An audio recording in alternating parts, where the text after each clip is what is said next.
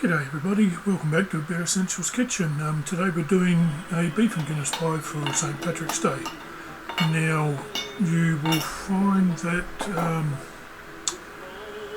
I made the stew already, but I will give you the recipe. So basically it's just about a kilo of beef, whether you use stewing casserole beef, it's probably the best. I found because it's nice and fatty and it breaks down really well. You're going to need 1 to 2 diced onions, 2 carrots diced, a couple of sticks of celery diced, tomato puree about 2 tablespoons, a couple of tablespoons of Worcester sauce, and of course about a pint of Guinness, and salt and pepper for seasoning. And you also need about 2 to 3 cloves of garlic. You can chop it, you can grate it, you can crush it, whatever you'd like to do. Okay, so simply all you do is you saute the beef and the garlic and pepper with water and a bit of salt as well.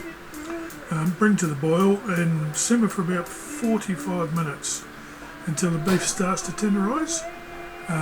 You can keep it in the pan, you can do it in a camp oven if you like. I actually did this in this next part in the slow cooker. I added the sautéed beef and then with the water and the pepper and everything, once it was cooked, into the slow cooker, added in the celery and the carrot, the tomato paste and the Guinness, and then put it on to slow cook for 4 hours. Once the 4 hours was up, I then added in, I used about 4 teaspoons of Gravox. I just sort of mixed it to a paste. I didn't make it into like a gravy, I just made it into a paste and then put it into the Guinness stew mix and blended it in. That helps to thicken it up, and you want this reasonably thick because it's going into pie, so you don't want the gravy to be too runny. So yeah, what do I do next? Mine was still a bit, the consistency wasn't quite right, so I put 3 teaspoons of corn flour into a bowl and just a little bit of water to make it into paste and added that in, and then stirred it all through, let it sit overnight, and yeah, the next day it was perfect. When you see me putting it into the pie dishes, you can see how thick and shiny the gravy is. Here we go with it now. I'm using short crust pastry for the bases. Puff pastry just isn't strong enough, so I've gone with a short crust pastry. And basically you just almost fill these to the top. If you go too much, which I probably did with these, they will tend to leak a little bit, but that's all right. You're always going to get a little bit of leakage.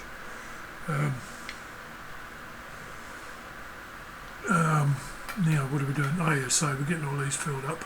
Sorry, I just got a message through on my phone. Yeah, so you can see how full I'm filling these. This is probably a little bit too much, but it doesn't matter. It doesn't matter if they go over at all. So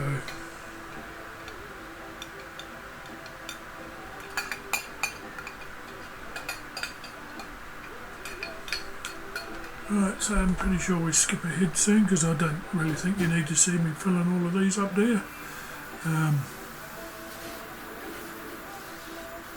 You can hear a little bit of Irish music playing in the background. It's in bits and pieces, so I don't breach any copyright laws.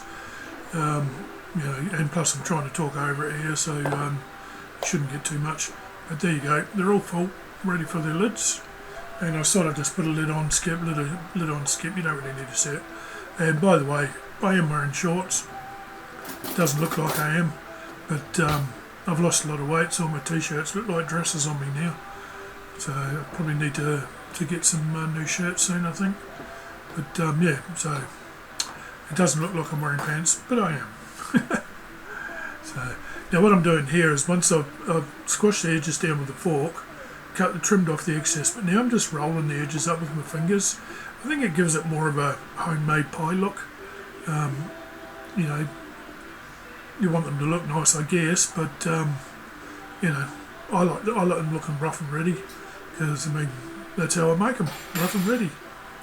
That's pretty much me. So next step is now we get an egg wash, and we'll brush all the pies with the egg wash. Now I've used 4 pie dishes, and I've also got these little 4-inch cast iron fry pans and the square pan as well, and I decided to make a little bit bigger pie with the square one.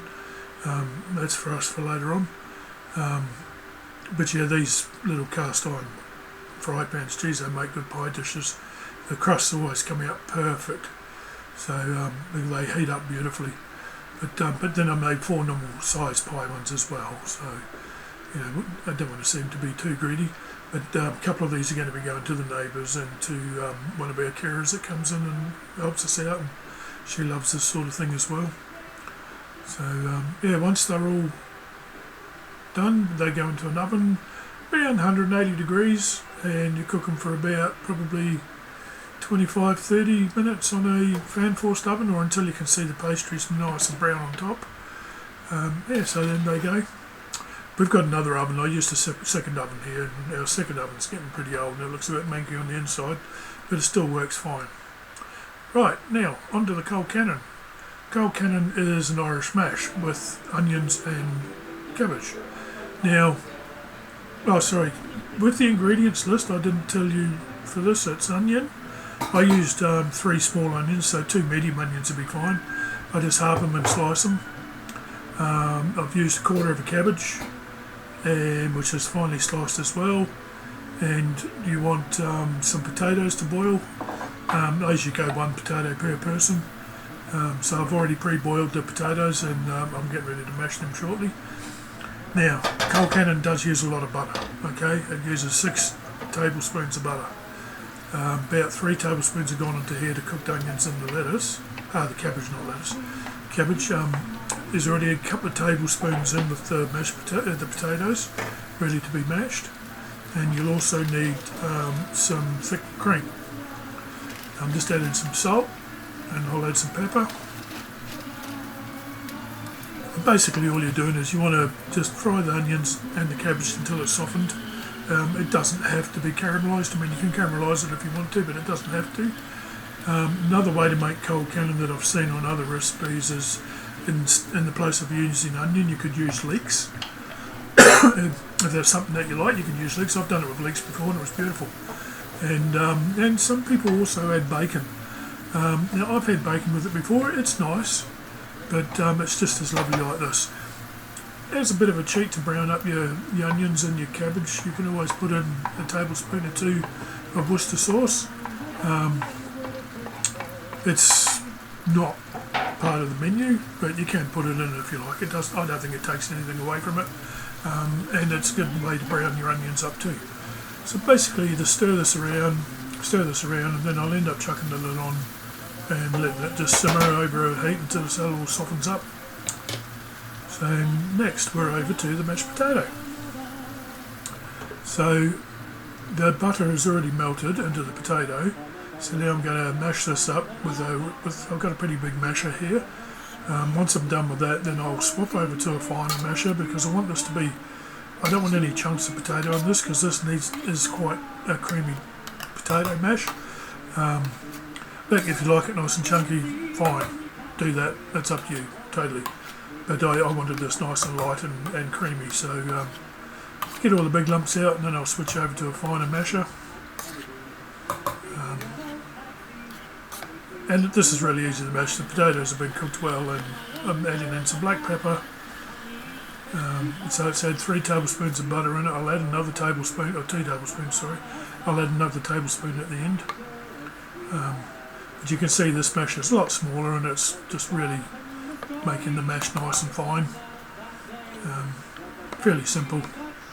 Just getting all the lumps out. Once all that's done, I'll add some cream.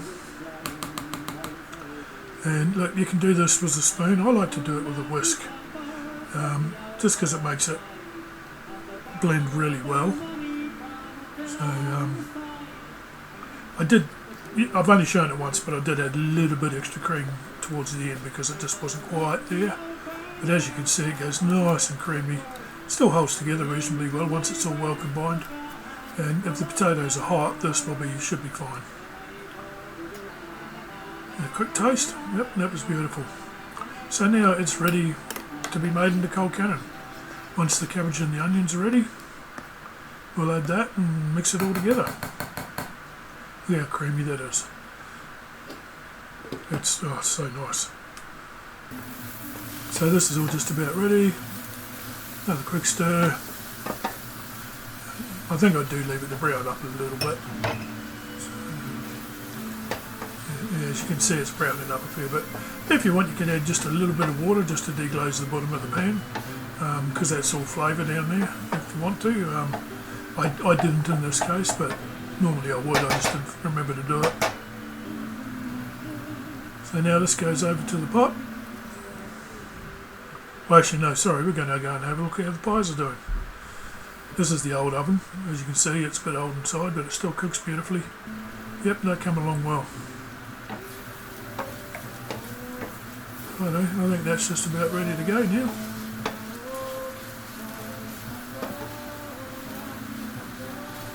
Just about there.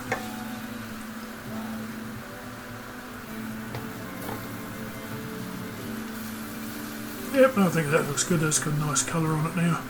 So yeah, off with the heat, back over to the mash, and you just pour this straight in. Chuck it straight in and just give it a good stir through.